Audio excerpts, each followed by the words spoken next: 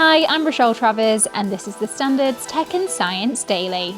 Coming up, how AI is being used to detect invasive Asian hornets. Now, let's get into it.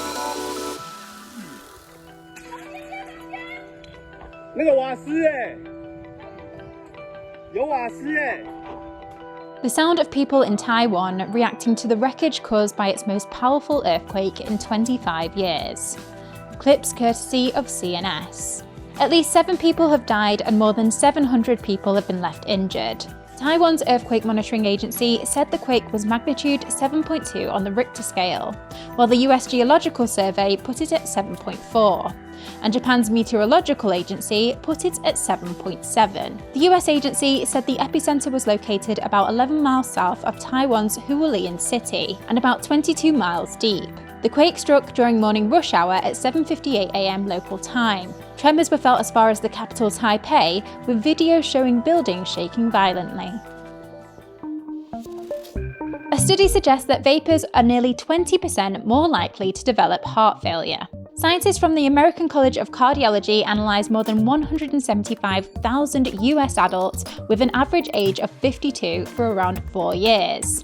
The team found that people who used e-cigarettes at any point were 19% more likely to develop heart failure than those who had never vaped. The results showed that vapors were more likely to develop a condition known as preserved ejection fraction heart failure, in which the heart muscle becomes too stiff to function properly. Currently, the US Centers for Disease Control and Prevention recommends a combination of counselling and medication as the best strategy for quitting smoking, while the NHS recommends using a vape as much as you need to help quit. New AI is being used to help detect invasive Asian hornets, also known as yellow-legged hornets. In terms of the situation in the UK, we're at the sort of edge of the European invasion front. The hornets are quite well established across the Channel in France. We've been quite fortunate so far in that the national strategy has managed to destroy any nests that appear in the UK.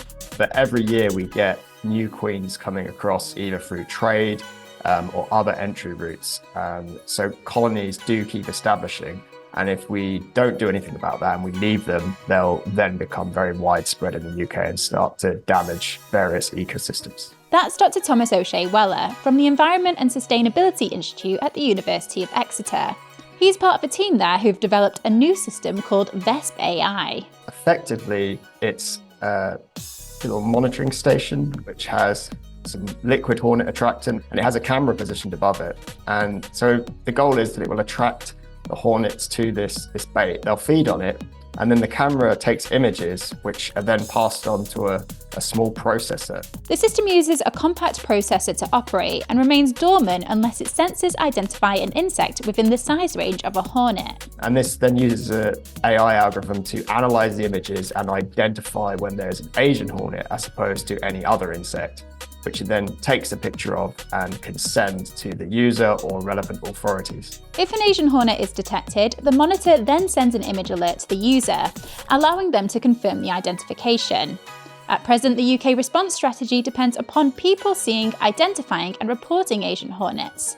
However, this has some limitations. The way VESP AI works is that it just takes images, so it doesn't kill any insects.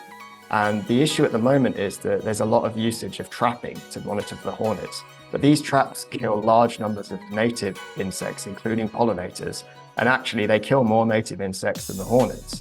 However, VESP AI is a completely passive system. It's just taking photos, so it doesn't do any harm to our native ecosystems, and it's far more ecologically sustainable.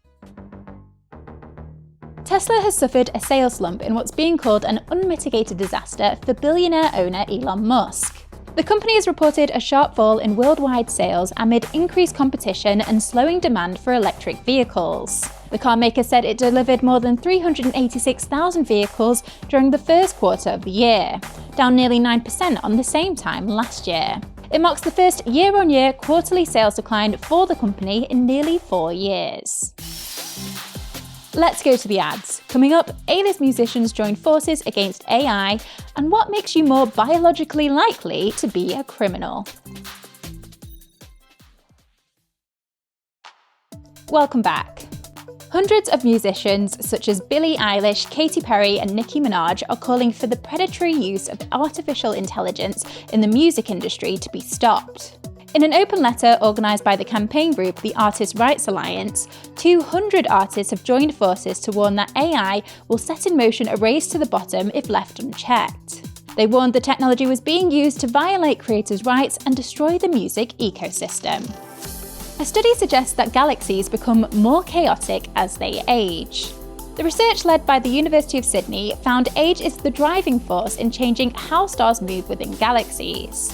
Stars in galaxies start life rotating in an orderly pattern, but in some, the movement of stars is more random. And until now, scientists had been uncertain why. The new findings show the tendency of the stars to have random motion is driven mostly by how old the galaxy is, meaning things just get messy over time. And finally, how likely are you to commit a crime? Well, it could be down to your heart rate. Researchers in Sweden have found that women with a lower heart rate may be more likely to commit crimes. The team followed almost 12,500 women over 40 years and found those with a resting heart rate of below 69 beats per minute were 35% more likely to have a criminal conviction compared to those with heart rates over 83 beats per minute. The team led by Örebro University said their study suggests those with a lower heart rate and blood pressure may be more likely to engage in risky behaviour and disregard safety. However, they did warn their findings should be interpreted with caution. You're up to date. Come back at 4 p.m. for the Standard podcast for all the latest news and analysis. Tech and Science Daily will be back tomorrow at 1 p.m. See you then.